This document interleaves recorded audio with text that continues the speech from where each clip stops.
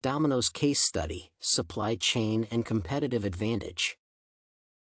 The supply chain developed by Domino's has a series of competitive advantages. First and foremost, it is necessary to point out the benefits of the centralized purchasing that allows the company to maintain the high quality of its products and provide sustainable quick service. Domino's supplies its stores with 240 products that range from essential ingredients to the specific equipment. Thus, the company guarantees that every store meets corporate standards. Secondly, Domino's has worked out an effective location strategy. Its supply chain facilities are allocated in such a manner that suppliers can reach the targeted store within 48 hours maximum. The reasonable area coverage allows the company to perform timely service, which is crucial for the food segment as some products have a limited shelf life.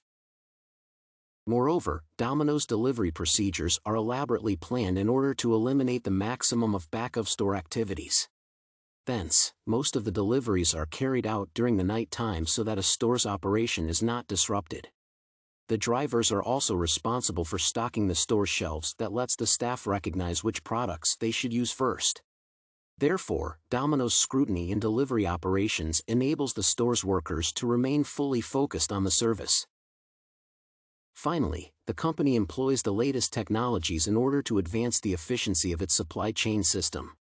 Domino's computer system, Pulse, is designed specifically to ensure a consistent connection between customers and stores as well as to help the stores access delivery service. The corporate computer platform assists in maximizing the supply chain operation and enables Domino's to monitor the flaws and limitations that should be eliminated. Hence, key advantages of Domino's supply chain are a centralized purchasing system, efficient region coverage, thoroughly planned delivery, and advanced technologies. The outcomes of increased transparency. The extent of transparency that Domino's managed to reach is rather impressive. Although the company took significant risks, practice showed that the implemented strategy produced a positive effect on their image and helped to improve the service. First off, Domino's decision to increase transparency was not completely voluntary but was, to a large extent, imposed by the accidental popularity of the YouTube video that jeopardized the company's reputation. Moreover, the company was receiving negative feedback from customers regarding the taste of their products. Therefore, some alternative solutions were essential. From this perspective, Domino's management skillfully turned the unpleasant incidents into an advantage. The solution that the company chose was rather unexpected. It is necessary to admit that letting the public opinion appear in such a crowded place as Times Square is a challenge, taking into account the fact that they did not filter the negative comments. On the one hand, they took the risk of revealing all the drawbacks of the service in front of both their regular and potential clients. On the other hand, they showed people that they were responsible for the quality they provided, and were ready to improve it on request. It is also critical to note that in the framework of this campaign, Domino's opened access not only to their services but to the basic stages of production. Thus, customers were welcome to get acquainted with the nature of ingredients and the operations in the kitchen. The principal strengths of this measure resided in combining public feedback with the launch of the new pizza tastes. The customers were encouraged to participate in the process of the new product's creation that made them feel a part of the common activity and compensated the negative attitude. In addition, objective critics enabled the management indicate most typical drawbacks of the service and eliminate them. Centralized supply chain model and new recipes.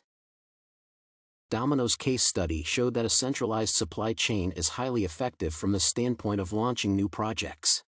One of the best evidence for this assumption is the company's successful rolling out new recipes. The principal benefit of the centralized supply chain system is that all the stores are sure to use the same ingredients and, most importantly, to work with the same equipment. Thus, due to the domestic supply chain, the company was confident that the improved recipe will be successfully implemented all around the country as every store was guaranteed to receive the same set of ingredients including the sweet sauce that represented the key innovation.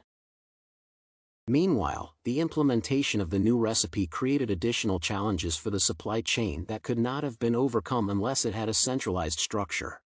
As long as the introduction of the new pizza taste coincided with the two busiest occasions in the U.S., the New Year's Eve and the Super Bowl, the store received a significant extra charge. The centralized supply chain service enabled the company to provide regular and timely delivery service so that the stores could fill all the orders during this busy period. It would be reasonable to assume that Domino's would not be able to cope with these challenges if their stores were poorly connected with the delivery service or purchased goods from different distributors. Applying domestic supply chain to international operations.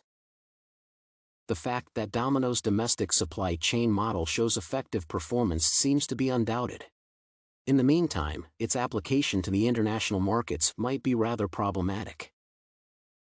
First and foremost, it is necessary to note that some aspects of the centralized model are already implemented in the international operations. Thus, the majority of foreign stores employ corporate computer teams for managing the orders and delivery services. The principal difficulty in implementing a domestic model into a foreign market resides in the franchise conditions that are slightly different for the local and the international parts. Thus, international master franchisees receive more freedom in choosing a supplier of the necessary ingredients. It is determined by the necessity to adapt to the peculiarities of the local market and the impossibility of using U.S. delivery services around the world. The relevant freedom of the international parts does not imply any risks for the cost-effectiveness of the service. For example, Domino's supply chain in India was specifically designed for this market. The local managers found a reliable and cheap supplier in Jalandhar that enabled them to maintain both quality service and low prices. Moreover, the menu standards for foreign stores are, likewise, less rigorous than in the home market. Therefore, international franchise allows adding some options to meet the local demands, although a particular set of Domino's items is obligatory. In case one decides to change supply conditions for the international parts, one will, consequently, have to alter the share terms. That is rather risky, taking into account the fact that there is no guarantee of a successful implementation of the domestic model in the foreign markets.